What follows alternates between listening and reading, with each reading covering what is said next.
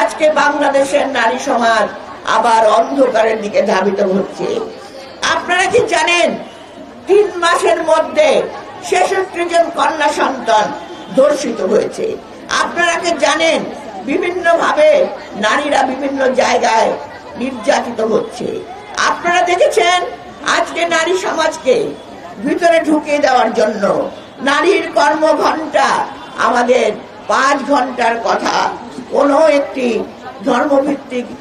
ধর্মভিত্তিক রাজনীতি করে তারা বলছেন। তারা নারীদেরকে ভিতরে ঢুকিয়ে দেওয়ার চেষ্টা করছেন।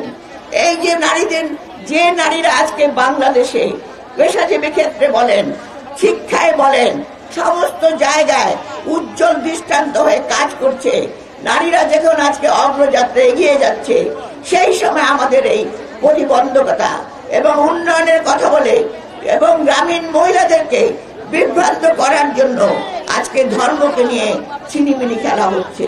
তাই বোনেরা, আমি বক্তব্য দেব না, বক্তব্য দেবে আমার প্রধান অতিথি।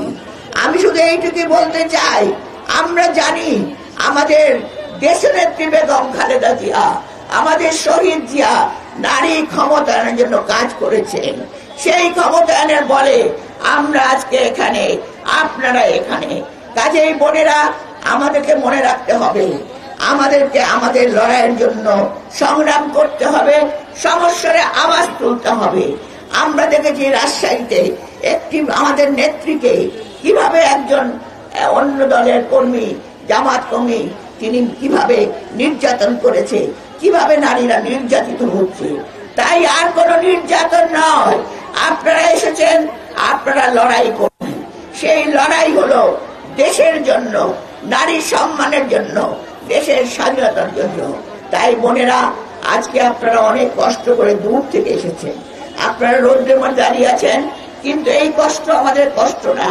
সেদিন আমরা হাসবো, কথা বলবো উচ্চস্বরে।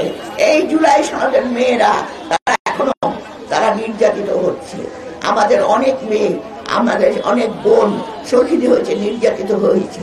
তাদের কথা স্মরণ করে আগামী দিনে ইনশাল্লাহ সমস্ত নারী সমাজ সমস্যারে আওয়াজ তুলবে। নারী অধিকার, নারী সমমর্যাদা অবশ্যই দিতে হবে।